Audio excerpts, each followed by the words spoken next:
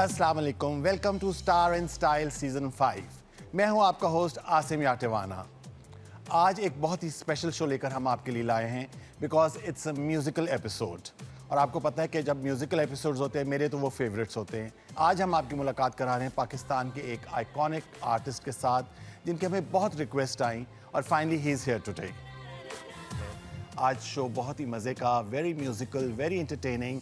आप लोगों की जितनी फरमाइश थी, बहुत अरसे से हम प्लान कर रहे थे, but he is so busy, he is travelling all the time and finally he is here today.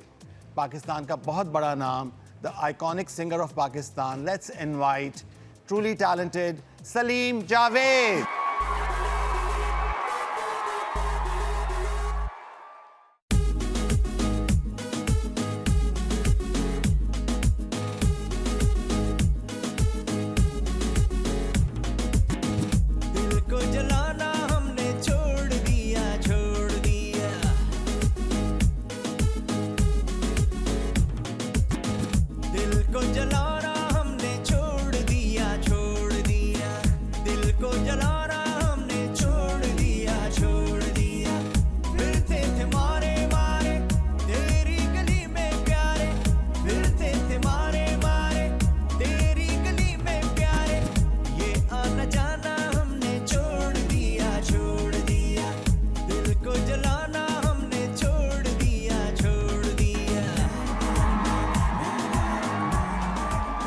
Finally आप आज तशरीफ ले ही आए। कितने अरसे से हम लोग प्लान कर रहे थे। यस, माजरत, बहुत माजरत कि बस वो इत्तेफाक है कि जो जिस दिन आप कॉल यहाँ के लिए आती थी तो मैं ट्रैवलिंग कहीं ना कहीं था। माशाल्लाह आपका करियर अगर मैं देखूं, पीटीवी का कितना बड़ा हाथ है, कितना बड़ा दखल है आपके म्यूजिक के करियर में। यस, जो यहाँ के सीखे हुए लोग हैं जो यहाँ पे काम करके गए हैं, वो आप देख लें, वो स्टिल अभी मौजूद हैं, काम कर रहे हैं। बिल्कुल। और आजकल जो सोशल मीडिया के दौर में जो लोग आते हैं, एक दो गानों के बाद वो फिर से गायब हो जाते हैं। वो यही है, वो जाहिर से अच्छा यूं आते हैं, यूं जाते हैं।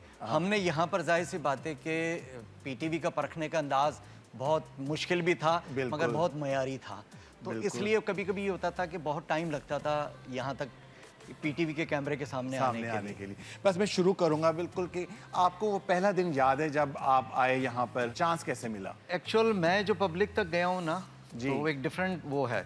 मैं एल्बम मैंने कोशिश की थी शुरू में पीटीवी पे आने के लिए, मगर जाहिर सी बात है कि थोड़े इतने मैच्योर नहीं थे सिंगर जब, तो वो एक्सेप्ट नहीं हुआ।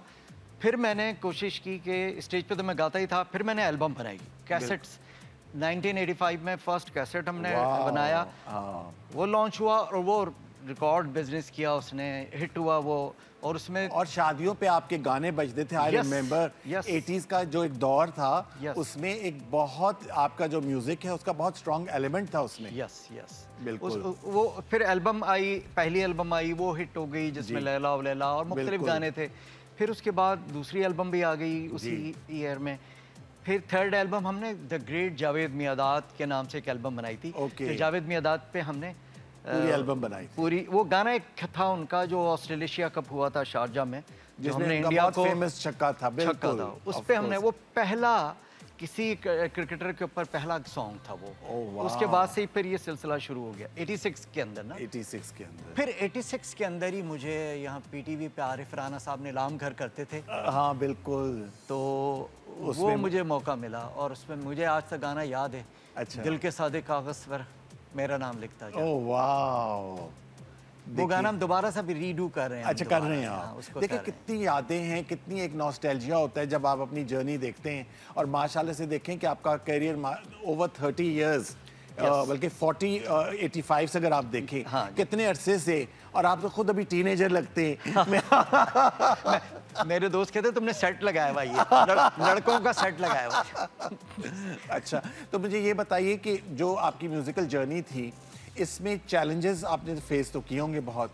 यस, क्योंकि देखें अब तो ये हो गया ना, आपके पास मोबाइल है, बच्चे के पास, कोई ना बुलाए और कुछ ऐसी भी चीज़ें क्लिक कर जाती, मैं हैरान होता हूँ कि यार ये कैसे हुआ। बिल्कुल, यानी आप हैरान होते हैं कि यार किस तरह हुआ। बस ये ऐसा ही होता है, वायरल होता है चीज़ और वो सुपरस्टार, पता चला कि एक हफ्ते के अंदर बच्चा सुपरस्टार है। हाँ बिल्कुल। मगर वो उनका सुपरस्टारडम भी देखें कि अभी 2 साल या 1 साल पहले जो सोशल मीडिया पे किसी का गाना हिट होता है, वो उसके बाद हमें तो नहीं पता कि वो कहाँ गया। आप ऐसे ही गूगल होता है। कर रहे होते हैं और आप लोगों की जो लीग है वो अभी तक रेलेवेंट है। हाँ, उसकी वजह ना कि वो हम उस स्टेप स्टेप स्टेप बिल्कुल चढ़ते हुए आए हैं। बिल्कुल ऐसा नहीं हुआ कि ऊपर से नीचे, ये ऊपर से नीचे आते हैं। हाँ बिल्कुल, आहिस्ता आहिस्ता हम यूं जा रहे होते हैं। तो यूं जो जाता है फिर वो हाँ। थोड़ी देर ठहरता है, क्योंकि वो उसको पता होता है कि यार मैंने बहुत मेहनत करके इस तरह पहुंचा हूं, तो मैंने मेहनत करनी है ताकि मैं यहाँ पे मौजूद रहूं। Of course. चलिए, इसके साथ ही we'll take our first break. हमारे साथ है पाकिस्तान के आइकॉनिक सिंगर सलीम जावेद। एक छोटी सी ब्रेक और ब्रेक के बाद वापस आ रहे हैं।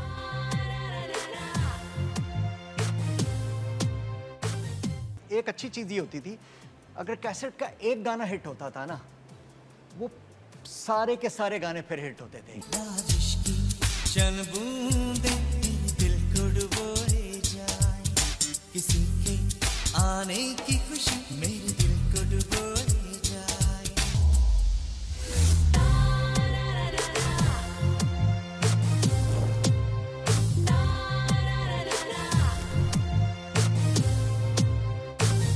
सितारों का जहां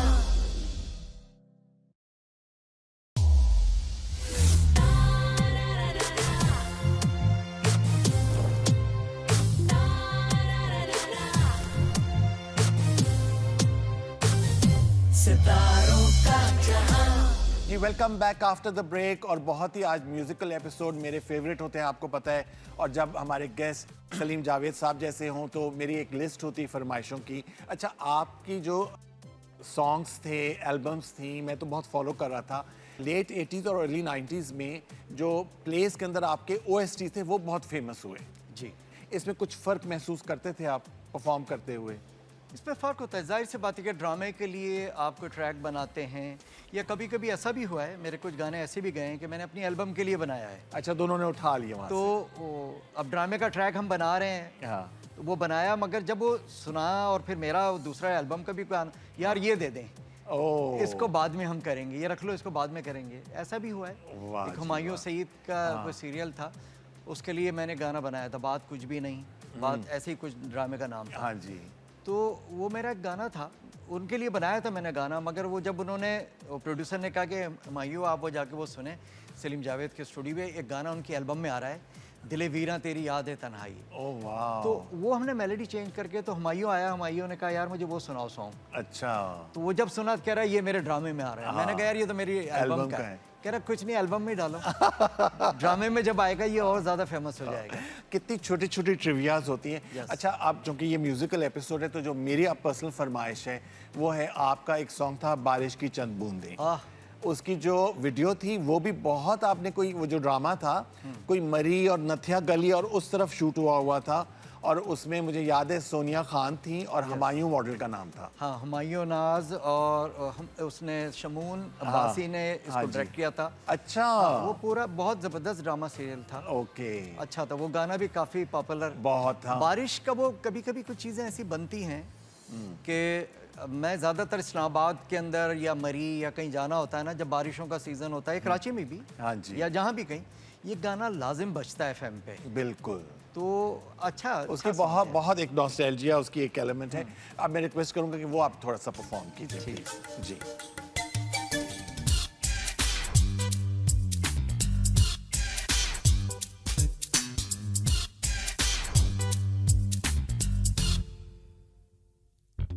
बारिश की चंद बूंदें मेरे दिल को डुबोए जाए।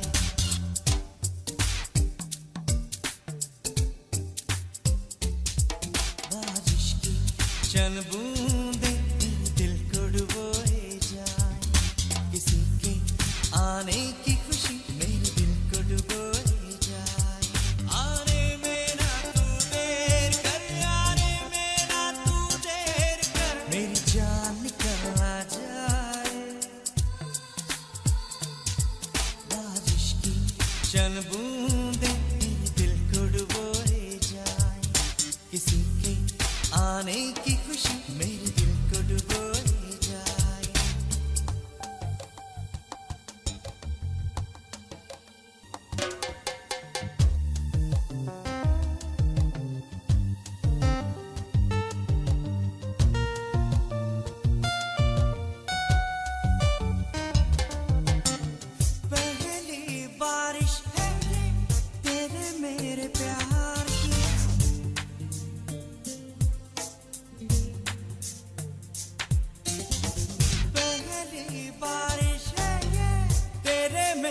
प्यार की पहली मुलाकातों की मौसम बहार की पहली रोशनी तो मेरी जिंदगी की मेरी जिंदगी की आने में ना तू देर कर आने में ना तू देर कर मेरी जान निकल जाए बारिश की चंद बूंदे मेरे दिल को डुबोए जाए किसी के आने की खुशी मेरे दिल को डुबोए जाए Amazing.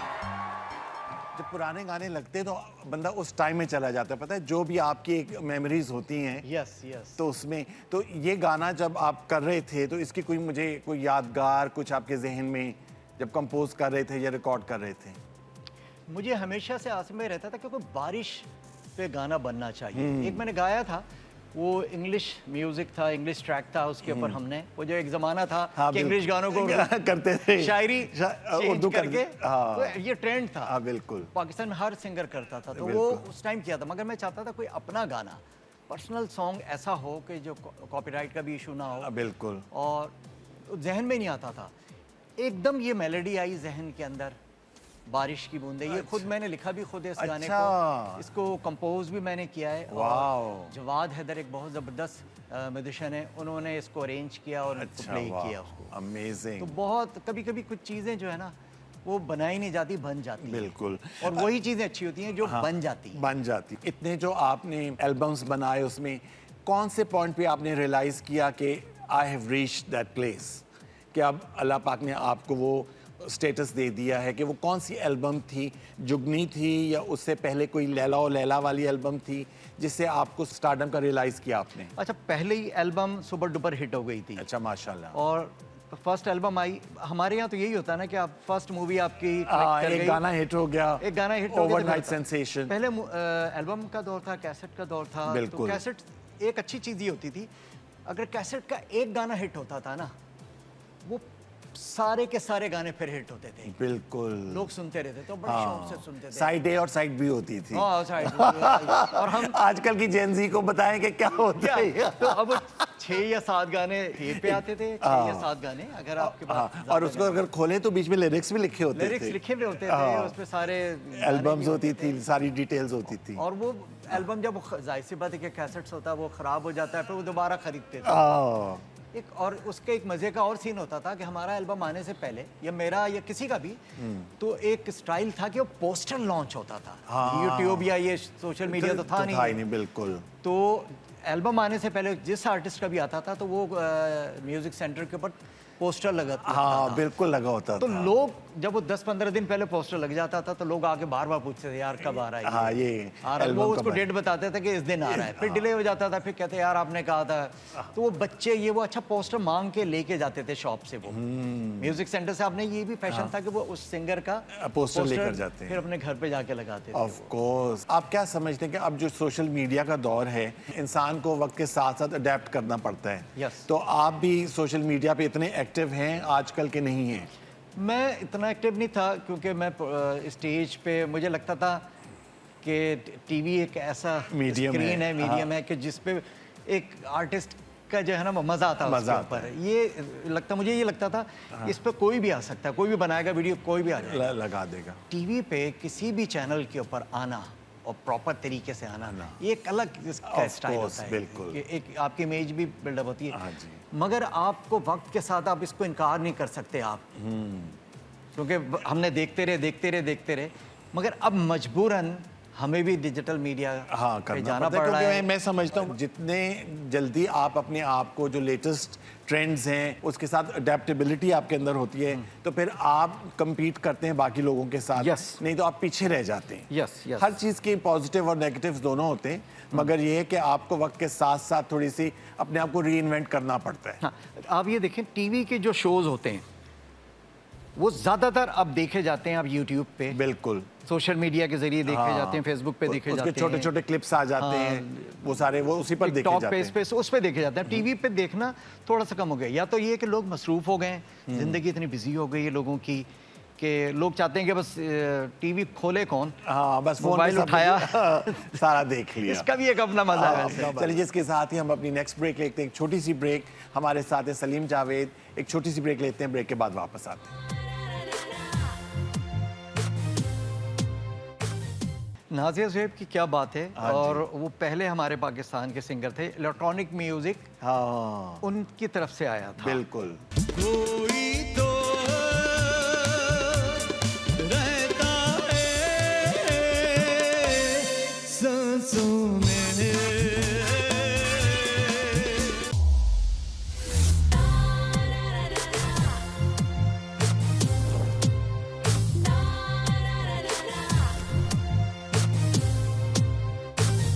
सितारों का जहां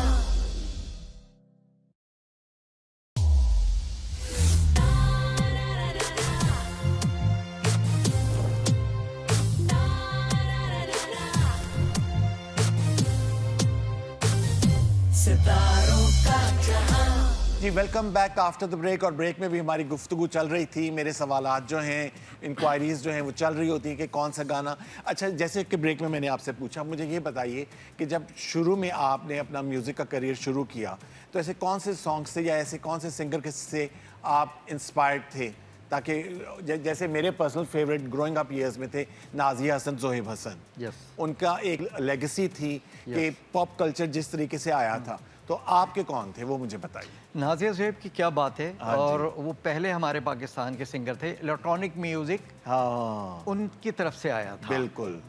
और वो पूरे सब इलेक्ट्रिक कॉन्टिनेंट में, हाँ सिर्फ जी, पाकिस्तान में कहीं नहीं था। हाँ। इलेक्ट्रिक ड्रम वगैरह उसमें, इलेक्ट्रॉनिक्स म्यूजिक, ये वो एक थोड़ा सा डिजिटल, उस दौर का डिजिटल बिल्कुल था, वो था। और वो उस जमाने का अगर देखा जाए, आज वो गाने सुने तो आपको लगता है कि इस दौर के गाने बने वो आज भी उतने ही रेलेवेंट अच्छा साउंड करते हैं। आप देखें कि आप क्लब्स में जाएं, रील्स पे देखें, पीछे नाज़िया ज़ुहैब के गाने लगे होते हैं और वो ये नहीं लगता कि कोई पुराने जमाने के गाने यस, हैं। यस। वो आज के ही गाने लग रहे इस होते दौर हैं। के लगते हैं। बिल्कुल। आपके फेवरेट सिंगर कौन से थे उस वक्त? मेरे फेवरेट तो एक तो आलमगीर साहब थे। अच्छा, माशाल्लाह। उस जमाने में आलमगीर, शेकी, यही लोग थे। तो आलमगीर साहब को तो हम सब देखते थे और सुनते थे। उनका आपने गाना भी गाया था, मैं रिक्वेस्ट करूंगा कि वो हमारे लिए भी थोड़ा सा परफॉर्म करें। मेरा पहला, जब मैंने कहीं ऑडिशन दिया था किसी क्लब में जाके कि मैं गाना गाता हूँ, अच्छा, तो सीखने के लिए, तो उन्होंने कहा क्या गाते हैं, क्या करते, तो मैंने आलमगीर साहब का वही याद था, एक ही गाना वो गाया। तो मैं थोड़ा सा आपको प्लीज मैं सुना देता हूँ। बिल्कुल प्लीज। कह देना आंखों से, समझ लेना बातों से, कोई तो रहता है सांसों में।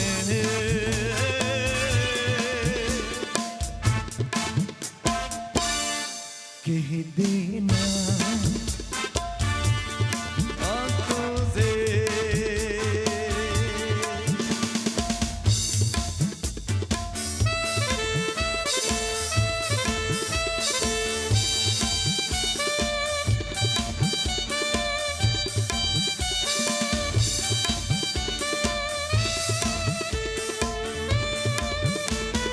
कल तक था मैं अकेला यादों में, जाने जा आज तू पास है। मैं अब और किसी से क्यों मिलूं, जाने जा आज तू साथ है। तेरी आहट है राहों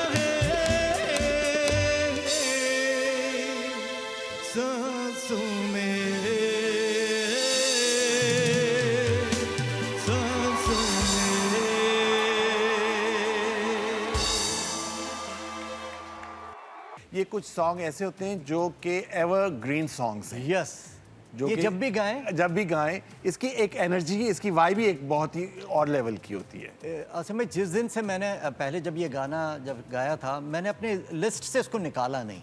अच्छा, ये वो गाना था, मुझे लगता था कि मैंने इससे ऑडिशन दिया है और उन्होंने पसंद किया। उन्होंने कहा यार ज़बरदस्त सिंगर हो तुम।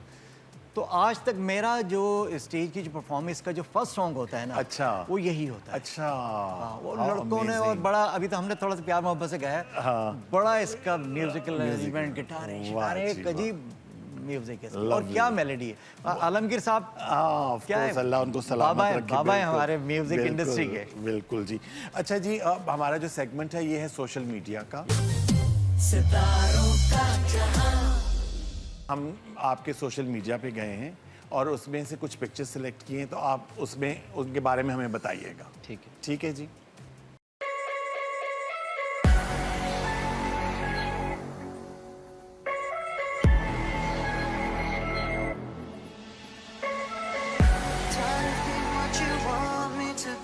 क्या बात है। वाह ये जी। 2022 के अंदर मैं यूएसए टूर कर रहा था। अच्छा, ये गिटार सेंटर का क्लिप है। अच्छा, तो मुझे कुछ चीज़ें चाहिए थी। मैं जब भी जाता हूँ तो एक आर्टिस्ट या म्यूजिशियंस के लिए होता है कि म्यूजिकल जितने भी Instrument, स्टोर्स हाँ, होते हैं वो बिल्कुल, वहाँ जाता है। तो बिल्कुल। मुझे कुछ चीज़ें चाहिए थी, तो मैं वो पियानो, ग्रैंड पियानो वगैरह, इसकी जो ओरिजिनल फील होती है ना, अच्छा, वो एक अलग होता है और वहाँ पे एक अलग समा होता है। वाह। गिटार सेंटर पूरे वर्ल्ड के अंदर सबसे बड़ा म्यूजिक सेंटर है वो। बिल्कुल। तो ये 2022 की है और अगस्त में हमारा अमेरिका यूएसए डैलस की। ओके। तो वो टूर था, तो फिर ये गिटार सेंटर की डैलस की। ओह ये इनमें सऊद की या जवेरिया की किसी की बर्थडे थी, कुछ अच्छा। था, उन्हीं के घर की ये तस्वीर है ये। तो एनर्जी लेवल देखें आप जरा। हाँ, वो होता यही है। हालांकि वो गैदरिंग फैमिली घर की थी, वो स्लो गाने, ये गाने, मगर उन्होंने कहा नहीं जी, जुगनी, हाँ, जुगनी के बगैर कुछ नहीं होगा। कुछ नहीं होगा। तो मैंने कहा ठीक है, हो जाए। तो फिर वो जुगनी पे सारे आर्टिस्ट थे, ड्रामा आर्टिस्ट इनके साथ, जितने भी इनके दोस्त हैं वो सब थे। इतना एंजॉय किया, इतना एंजॉय किया। वो ये यादगार तस्वीर है ये, आप फील देख लें। हाँ, वही मैं कह रहा हूँ ना, एनर्जी का लेवल आप चेक करें जरा। ओह चीफ साहब। हाँ, जाद ये तस्वीर है कोविड के बाद की ना। अच्छा, 2020 के बाद हाँ, की है। ये न्यू ईयर नाइट का कॉन्सर्ट कर रहे थे। ओके। जिसके अंदर मैं, सजाद अली, आसिम अजहर, हम 3 लोग थे। अच्छा। और बड़ा ग्रैंड कॉन्सर्ट था। ओके। और ये कॉन्सर्ट इतना मेरे लिए भी यादगार था कि हम लोग तीनों एक साथ एक स्टेज पर थे। ओके। और न्यू ईयर नाइट की अलग खुशी होती है। खुशी होती है, बिल्कुल। हाँ, ये मिलते हैं तो फिर हमारी पुरानी यादें, मस्तियाँ, मजाक वो होती है। जब भी सजाद और हम मिलते हैं, हमारा यही मंजर होता है, यही वाह जी, वाह। एक हंसी होती है बस। वाह जी। ओह क्यूट बेबी। हाँ जी। ये जवेरिया है। अच्छा। और ये लंदन की, मेरे घर की लंदन की तस्वीर है ये। अच्छा, अच्छा, माशाल्लाह। ये ईद के दिन की तस्वीर है। अच्छा, ईद की है। हाँ, ये बकरा ईद की तस्वीर है, ये बेटी है। अच्छा, उसकी तस्वीर है माशाल्लाह, ये। Amazing social media. चलें जी, इसके साथ ही एक छोटी सी ब्रेक, और ब्रेक के बाद कुछ और बातें और कुछ music. Will take a short break.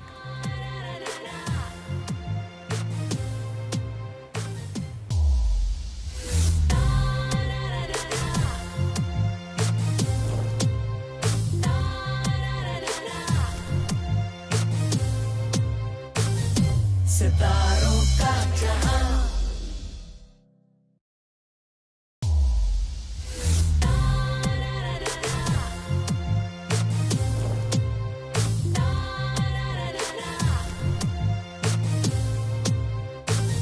सितारों का जहां। जी, welcome back after the break. और ब्रेक में भी हमारी गुफ्तगू चल रही थी। हम डिसाइड कर रहे थे कि जो जो फरमाइशें आई हुई हैं, कौन से सॉन्ग्स रह गए हमारे शो से पहले हम बात कर रहे थे। आपने मुझे बताया कि जो आपका सॉन्ग है, उस एक आमिर ज़की साहब के साथ आपने उसको दोबारा अनप्लग के तौर पे किया था। उसके बारे में बताएं कि वो आइडिया कैसे आया आपके जहन में। 2000 में मैंने एक गाना बनाया था। तो वो गाना तो खान साहब का था जी। और उसको थोड़ा सा डिफरेंट करके, मैं मशहूर हूँ इसके अंदर ना, हाँ। कि रिमिक्स करके, बिल्कुल। रिमिक्स मैंने पाकिस्तान का मैंने किया था। ओह वाह। और उसके बाद ये ट्रेंड शुरू हो गया था। तो 2000 में ये गाना बनाया और हुआ ये था, उसकी स्टोरी है कि मेरा वेट बहुत बढ़ गया था एक ज़माने में। अच्छा जी। और बाल मेरे बड़े बड़े होते थे। वो जो मेरी फैटी लुक थी ना, हाँ। वो मेरे जो बड़े बाल थे ना उसको कवर करते थे। अच्छा। वो एक स्टाइल बन गया था, वो लोगों ने एक्सेप्ट कर लिया, तो उसी का ठीक है, एक इमेज था आपका। इमेज था कि ठीक है, कोई कुछ नहीं, मोटू शोटू है तो कोई नहीं, गाने तो अच्छे गा रहे हैं ना। बिल्कुल, आवाज बहुत अच्छी थी। हाँ, तो वो एक परफॉर्मेंस थी, सब कुछ थी, मगर वो बाल कटने के बाद मेरा कुछ लुक खराब हो गई, मेरी फेस अजीब सा हो गया, ये हो गया, मैं बहुत डिप्रेस रहने लगा, बहुत ज़्यादा। मेरे 1-2 साल बहुत ही अजीब से गुजरे। मेंटल हेल्थ इश्यूज शुरू हो जाते बहुत शुरू हो गया कि मैंने कहा ये क्या हुआ ये। फिर हुमायूं सईद दोस्ती है उससे जी। फिर उससे पूछा, मैंने कहा तू इतना दुबला पतला यार क्या कर रहा है? कह रहा मैं टिप्स बताता हूँ, तू सही हो जाएगा बिल्कुल। मैंने कहा बता ना यार। तो फिर हुमायूं ने मुझे कहा कि ये करो, तुम देखना 4-5-6 महीने में तुम बिल्कुल यूं हो जाएगा। अच्छा। मैंने वो कह रहा मेहनत करनी पड़ेगी थोड़ी सी, मैंने करूँगा। अब जाहिर सी बात है, वो हमने जो शुरू में बात की थी, आप इतनी मुश्किल से ऊपर आते हैं यहाँ पे, बिल्कुल, तो आप ऊपर से खुदकुशी तो नहीं कर सकते ना, छलांग नहीं लगा सकते, तो तकलीफ होगी कि यार इतनी मुश्किल से पहुंचे हैं, आप ऐसे गिर जाएं। हाँ जी। फिर मैंने कहा दुबला किया अपने आप को। फिर जब अच्छा मैं तुम मेरे हो मैंने गाना बनाया था, तो तब मैं वैसे ही था। अच्छा। जब वो गाना रिकॉर्ड हो गया, बहुत आ गया, सजाद अली ने जब सुना, सजाद कह रहा है यार ये उड़ा देगा गाना, ये तुम्हारा कैरियर का सबसे बेस्ट रिमिक्स होगा, मगर तुम इसको ना पिक्चराइज करो जाके बूरबंद में जाके, नथिया गली में, अच्छा। उधर जाके करो आउटडोर। तो मैंने कहा तो मेरा इतना खर्चा करा रहा है यार वहाँ पे इतना वीडियोस का कितना अच्छा कॉन्सेप्ट होता था पहले सॉन्ग्स का। तो मैंने कहा अच्छा चलो मैं जाता हूँ। मैं उसकी बात को ना कभी भी वो नहीं सीरियसली लेते थे आप। वो बहुत इस मामले में ना बड़ी आप जो बात करता था ना वो होती। बिल्कुल। कह रहे तुम देखना गाना क्लिक कर जाएगा। वहाँ से मुझे लगता है कि वो मैं वेट भी रिड्यूस हो गया, बाल कट गए, थोड़ा न्यू स्टाइल आ गया, तुम मेरे हो, हमने गाना बनाया, वो गाना सुपर डुपर हिट हो गया, वापस से कम बैक कर लिया मैंने, दोबारा से आपकी वही वैल्यू बन गई। फिर आप जब चार्ज हो जाते हैं तो फिर बनाते रहते हैं, डिप्रेशन में तो आप और नीचे चले जाते हैं। बिल्कुल। तो करते करते करते फिर मुझे लगा कि इसको मैंने फिर आमिर ज़की से मेरी दोस्ती थी, एक गिटारिस्ट, बेस्ट गिटारिस्ट पाकिस्तान का, इससे अच्छा तो है ही नहीं कोई। मैंने आमिर से बात किया, आमिर भी हम लोग करीब साथ, घर भी करीब हमारे, कभी मेरे स्टूडियो घर पे आ जाता था। अच्छा। कभी मैं चला गया उधर। मैंने कहा आमिर मेरा गाना, अच्छा वो मूडी आदमी था, सबको पता है। अच्छा। हाँ, वो उसके लिए बस एक चीज थी, वो उसका मूड जो है ना, हाँ, दिल करेगा तो काम करेंगे, करेगा नहीं तो नहीं करेंगे। उसने सालों नहीं बजानी गिटार। अच्छा। बजानी है तो बस बजानी है। तो मेरे से दोस्ती थी, मैं उसको मनाता रहा। मैंने कहा यार ये गाना है, मैं चाहता हूँ कि मैं अनप्लग करना चाहता हूँ, तुम मेरे हो। कह रहा बहुत अच्छा गाना तेरा ये। कह रहा करते हैं। तो अब वो हर दफ़ा रिकॉर्डिंग हम रखते थे, वो उसकी रात को कॉल आती थी, बड़ी यार मूड नहीं हो रहा। मैंने कहा कोई नहीं, नेक्स्ट वीक रखते हैं। करते करते करते 6-7-8 माह गुजर गए। मैंने कहा करना तुमने आमिर। देखें। तो मैंने कहा तुमने ही करना है गाना। फिर एक दिन उसने कहा मैं कल सुबह आ रहा हूँ, मगर एक शर्त है कि तुमने सुबह 9 बजे स्टूडियो में मुझे मिलना है, मैं 9 बजे आके बजाऊंगा। अच्छा 9 बजे मैं सो रहा होता हूँ, मैं उठता हूँ 12 बजे। लोग तो वैसे ही हम लोग 12-1 बजे उठते हैं। बिल्कुल। तो मगर मैंने उसको कहा, मैंने कहा ठीक है तू 7 बजे भी आएगा तेरी गिटार के लिए मैं 7 बजे भी उठ जाऊँगा। मैं रात भर सोया नहीं, बैठा रहा। सुबह हम लोग स्टूडियो में, मैं, मेरा बेटा, हम लोग सारा ये आएगा। अच्छा। अब इसकी 9:30 बज गए, 10 बज गए। मैंने कहा यार ये टाइम का बड़ा पंचुअल। इसकी कॉल आई, कहने लगा यार बड़ी एक मसला हो गया है। मैंने कहा यार अब क्या हो गया भाई, तो 9 बजे भी उठे मैं सारी रात के जागे हुए अब क्या हो गया? कहता है यार मैं आ रहा था, मैं गाड़ी में भी बैठ गया, मुझे अंदाजा हुआ कि रात को मैंने अपने नाखून काट लिए, नेल।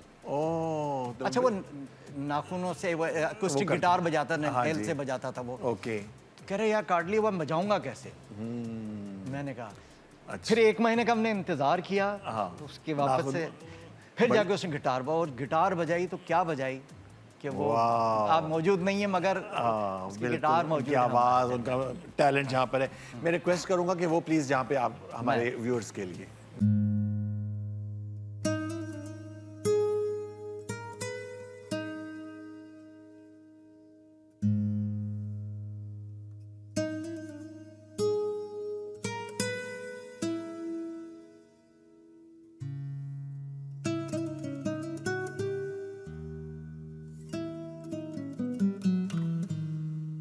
जिस दिन से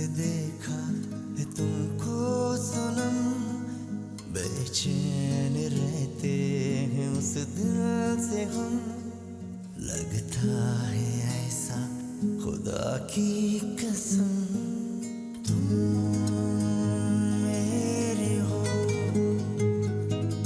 तुम मेरे हो तुम मेरे हो सावन है बरसात होती नहीं खुल के कोई बात होती नहीं कैसे बताएं ये तुमको सनम तुम मेरे हो तुम मेरे हो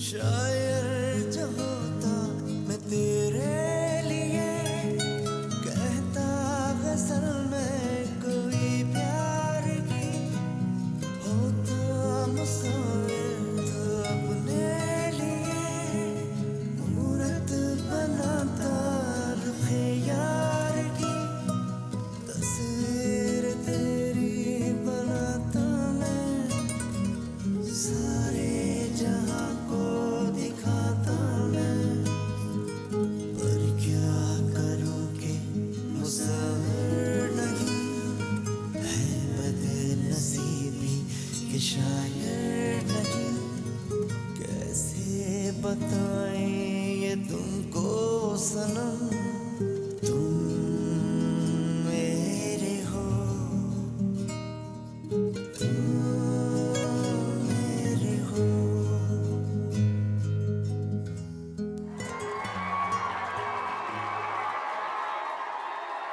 What a fabulous performance.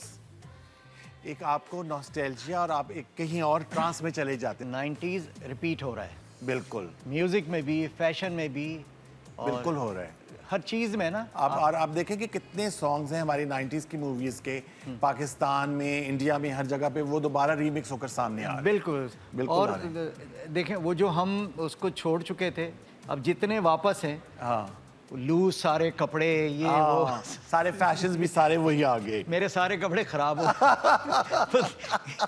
Fashion जब चेंज होता है अच्छा हर 30 साल के बाद मैंने ये देखा है हर 30 साल के बाद आता है बिल्कुल रिपीट होता है रिपीट होता है वो फैशन भी रिपीट होता है बिल्कुल। म्यूजिक भी रिपीट होता है हर 30 साल के बाद वापस से हम उसी जगह आ जाते हैं हाँ बिल्कुल चलिए इसके साथ ही we come to the end of the show thank you so much बहुत बहुत शुक्रिया कितना अच्छा मुझे लगा आप आए आप पूरा एक म्यूजिकल जर्नी आपकी गपशप आपके गाने भी सुने your thoughts being on the show आपको कैसा लगा मुझे बड़ा मज़ा आया और पुरानी यादें आपके साथ ताज़ा भी हो गई बिल्कुल। हैं और पीटीवी पे हमेशा आके मैं खुश होता हूँ बिल्कुल क्योंकि आप अपने घर पर आके हाँ हमेशा सबसे ज़्यादा खुश होते हैं चाहे बिल्कुल। कहीं भी चले जाएं दुनिया में बिल्कुल।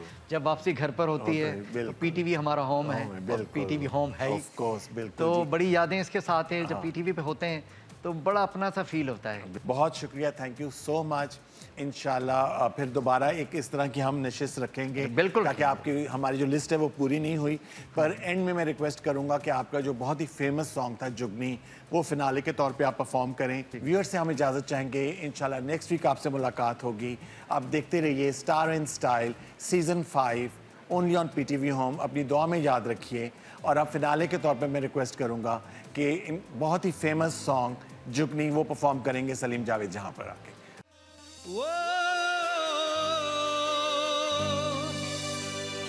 मैं अली पाक की मामदा में विरद करा दूं दो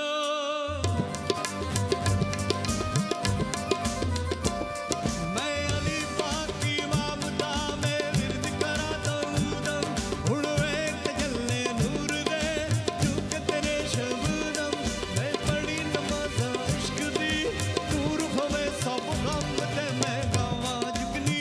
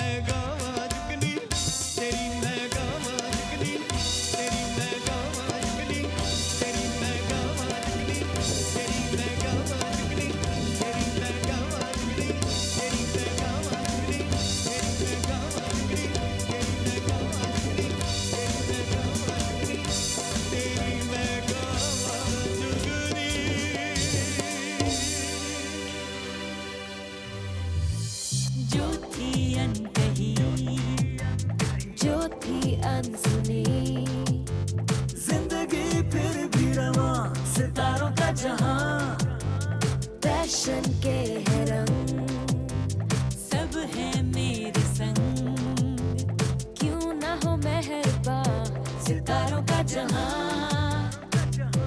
ये तन्हाई